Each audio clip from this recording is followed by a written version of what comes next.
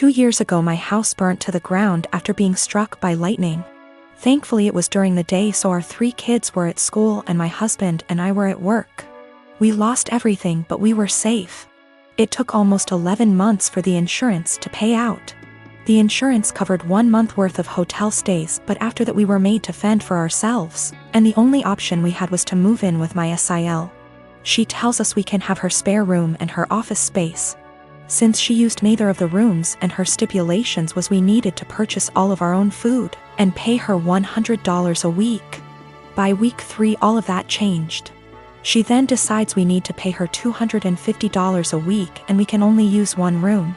So all 5 of us were crammed into the smallest room she had, which was the size of a glorified closet space and didn't even fit a twin bed and a small dresser. So we lived out of trash bags and slept on the floor for close to $1,000 a month some months, and still had to purchase all of our own food, despite her claiming my children on her food stamps. She also had no bills outside of her land tax, $450 a year, electric and heating oil, which she hardly ever filled. So we were essentially paying her so she could do leisure activities. It was the worst 8 months of my life. 3 months ago my grandmother decided that she wanted to go to assisted living after a fall and transferred the deed of her house to me, and basically said it was mine now. It is a 5-bedroom farmhouse. My boys insist on sharing a room, so we have 2 extra bedrooms. Well, my sister-in-law lost her house last month due to not paying her land tax for several years and asked if her and her stepdaughter could stay with us until they get enough money to move down south. I said sure, 1 bedroom, $800 a month, and you have to buy and cook all your food separately because my daughter is vegan. She looked at me like I had 10 heads and said that she and her stepdaughter should not be made to share a room when there are 2 extra rooms, and stated she cannot afford a rent of $800 while purchasing all of her own food on top of it. I said, neither could we, but we managed to cram 5 people into a glorified closet space while you were getting $1,000 and food stamps. Take it or leave it. She decided to leave. My girlfriend and I have been together for 6 years. I know she's been wanting to get married and wanting for me to propose for a really long time. I've always put it off because I never felt I was at the right spot for it, and I wanted to wait for the right time. Nevertheless, I know she's been waiting for it patiently for a long time, and if it was up to her, we would have gotten married years ago before I was even ready. Anyway, I figured since she's waited so long, I wanted to make it as perfect for her as possible. I chose the weekend of our 6th anniversary of our first date to propose to her. I was planning to have her come over to our house, I would have my mom and sister vacate for the night, and I would prepare a very nice dinner for her and would propose during that. I had written out this really long speech which I'd memorized after much practice because I wanted it to be perfect. Now my girlfriend has always wanted me to learn how to cook. I'm ashamed to say I've never properly learned how to cook, and I've never been really good at it. Since I live with my mother and sister at home, they always cook for me and they've never really needed me to cook. It's always one or the other of them, or both of them, doing cooking. At best, I'd just do washing up or chop up onions or something simple. I told them, look, I desperately need to learn how to cook a very nice meal. I told them she's always wanted me to learn how to cook, and it would be great if I could surprise her with this excellent dinner that I've made myself. She would never expect it from me. She would be thrilled. I told them I might just need some guidance. They weren't that enthusiastic first. They were like, we're really busy, we don't have time to teach a child how to cook. I told them it's really important, and to help them understand the gravity of the situation, I told them I was proposing tonight. They both went crazy and excited, like, oh my god, have you bought a ring yet? I showed them the ring, and my sister went flipping crazy, screaming, crying tears. I told them I was probably going to ask for their opinion on it anyway. And they were really enthralled and so excited and happy for me. My sister was literally crying and breathing heavily. They asked for details and everything about how I was going to propose. I recited the long speech I'd memorized. They told me it was beautiful, they love it, she'll love it. Again my sister was crying even. I told them, so this is why I need to cook tonight. She's always wanted me to learn to cook, and if I make a nice meal for her, I want to make our night as magical as possible. My sister was like, no way, if you cook, you'll it up. Just let us cook for you, and say you did it. I said, no, it has to be me, it has to be me. It's really important that I do it, I don't want to deceive her. We reached a compromise and they said we can do it together. My mom supervised, my sister will take charge. And I'll basically just follow instructions and help her out. It turned out going really good, but how much I really contributed is questionable. They ended up taking way too much over me. Way more than I had planned. I had wanted to do it all myself with their guidance, but I ended up being just a helper while my sister did most of the work. I didn't want to let that spoil the night, so I just let it go. Then my girlfriend arrived at the door, and my mom and sister were getting ready to go out. When they greeted her, my mom was acting cool, polite, very poker face about it, I guess 'cause she's a mature adult. My sister on the other hand was acting like a jittery little schoolgirl, just jumping out. It was really cringy and awkward to watch. She kept telling my girlfriend how beautiful she looked tonight, how excited she was for her, how we were perfect for each other. The way she was smiling and acting too excited really gave it all away. She said, he's got something really special planned for you.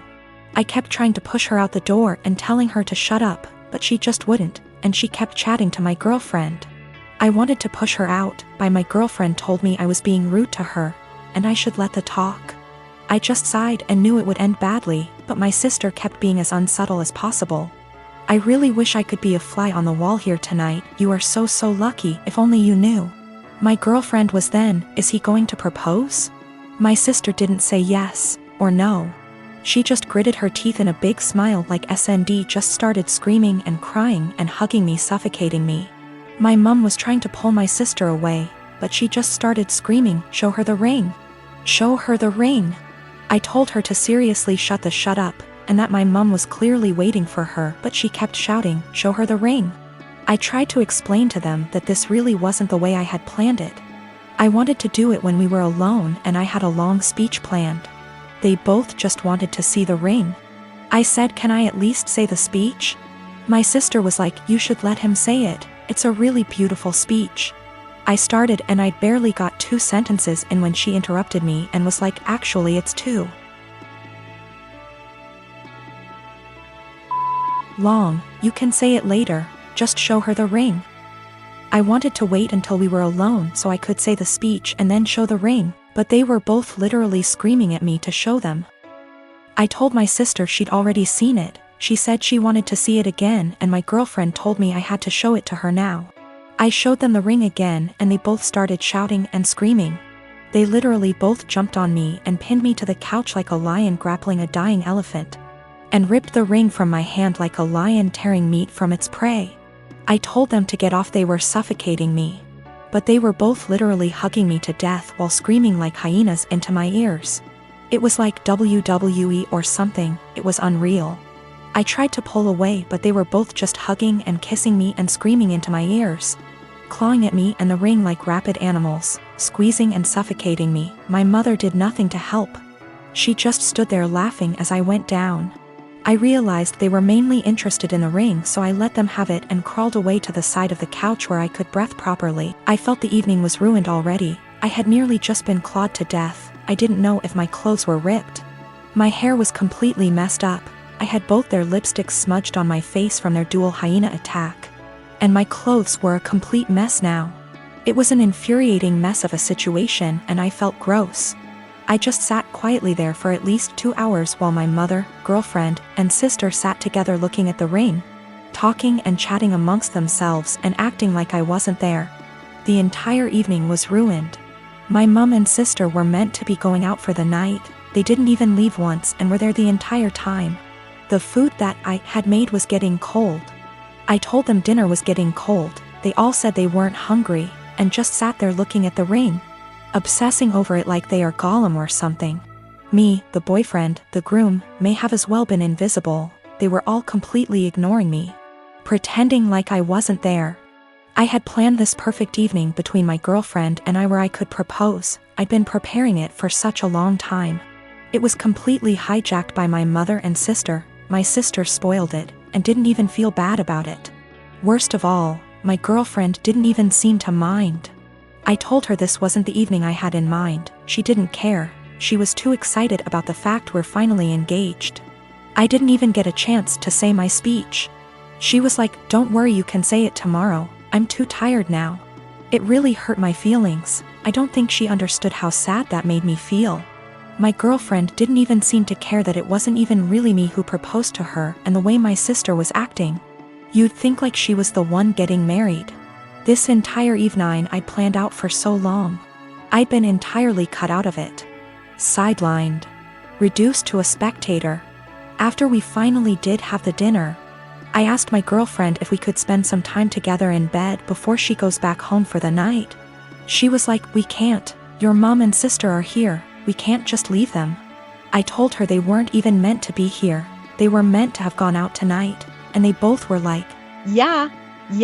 Go upstairs. Don't worry about us." I told her she really shouldn't worry about them. We should both just go upstairs and spend some time together. She was like, "No. It would feel too weird and awkward." Well, that bad so much. I felt like the entire night was ruined. I'd barely gotten anything out of it. I didn't even spend any time with my girlfriend. My sister completely spoiled and ruined everything. The entire night was hijacked. I tried to explain to my girlfriend why everything that had happened, including her own behavior and acceptance of it, really bothered me. She didn't seem to understand and just brushed it aside. I explained to my mom, and she sort of understood and was apologetic, but tried to dump most of the blame on my sister. My sister was still in an excited, giddy mood. I asked her what was wrong with her. She said nothing. I told her she'd ruined the entire night and she acted like a 12-year-old or a clown. She got offended and denied it. She refused to see what she'd done wrong and how she'd ruined everything. I don't understand her behavior at all or why she would even act that way. I'm kind of hurt and offended by everything that's happened and the way they reacted to it. Do I have the right to feel this way? Should I just let it go and move on, or is there something I can do so that my grievances don't go unaddressed and ignored? I am a 22 years old female, have an older sister, 25 years old. My sister is very sensitive about everything. When we were young, if I made the smallest comment like, "I prefer pink over blue," it would make her cry because she thought I was aiming at her by saying it. My parents would always ask me to apologize to her since she's sensitive and I'm emotionally stronger than her. My parents never controlled my sister's diet growing up, letting her have what she wants since they found it too difficult to control her. I was skinny as a stick when I was a kid. So even though my family has a long history of thyroid disease, my parents didn't think there was an issue with me. However, my sister has been overweight the majority of her life, so my parents thought she'd be the one with the thyroid issues. They took us to an endocrinologist when I was 10. I got a diagnosis for Hashimoto's thyroiditis while my sister didn't, and instead got told to exercise and watch her diet. I got hypothyroidism due to Hashimoto's, and have been on medication ever since. My sister and I moved back in with our parents due to what's happening these days. I leave my medication in a cabinet near the kitchen since I know I won't take it unless I have to actually get out of bed to do so. Apparently, I left a box before I moved out of my parents' house when I was a teen, and one of her friends saw it while they were over and asked if it was hers. My sister told them that it was, and that's why she was overweight. The box has Euthyrox written on it in big bold letters with a little picture of a thyroid gland next to it. So, yeah, pretty obvious it was meant for a thyroid condition. She's held up this farce for almost 4 years. I only figured it out when I saw her take a box of it out of my bag one day. I confront her on it, and she starts crying and telling me that she just didn't want anyone to mean to her because she's fat.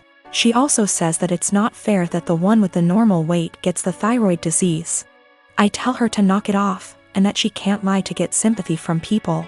My parents talk to me later, and they say that I was too harsh calling her a liar and she probably needs a therapist or something, and the classic, I should apologize since I'm more mature. They even tell me that they were hoping that she was the one with the thyroid issues as a child, so that they could justify her weight gain. I ask them, so you wanted your daughter to be sick instead of admitting that it's your fault because you bought her McDonald's whenever she wanted it, and never made her exercise? Now they're mad at me too. My husband, Asian, and I, American, welcomed our firstborn 4 weeks ago. The baby is healthy, thank God, but I'm exhausted, haven't fixed my hair, barely able to shower and cannot sleep. My husband's family had been pressuring us to visit to meet the baby. I tried to hold them off as much as I could, but yesterday, I was surprised to find them standing on the porch. Turns out hubby invited them for dinner. I was embarrassed and felt like I wasn't ready for visitors, judgmental ones at that, cause the house was a mess, y'all. Anyways, my husband sat with them while I fed my son. Then later I asked my husband if we should order takeout for dinner. He said no, because his parents would find this rude and unwelcoming. He suggested that I go inside the kitchen and prepare something, anything long as it's homemade. I said fine, then went and made some mac and cheese. The reason I prepared this meal is because of how easy it is. Once I served the family, my husband's mom looked at me and was appalled. I noticed something was wrong. She asked if I really found it appropriate to serve her and the family mac and cheese. I asked why not, and she went on a rant about how disrespectful this was and that I clearly have no experience in what is right and wrong when it comes to hosting.